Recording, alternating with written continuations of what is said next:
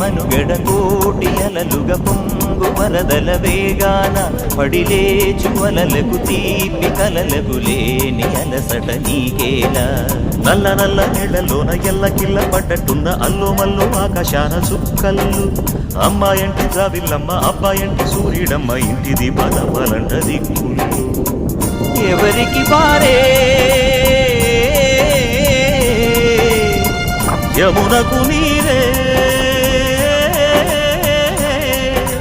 రేవు నీరు నావదంట నావతోడు రేవుదంట పంచుకుంటే గోరు వంక వాలగానే గోపురానికి స్వరాల గణగణ గంటలే మోగనేలా గోపబాలుడొచ్చినాక గోకులానికి పెదాల కిలకిలా పువ్వులే పుట్టలే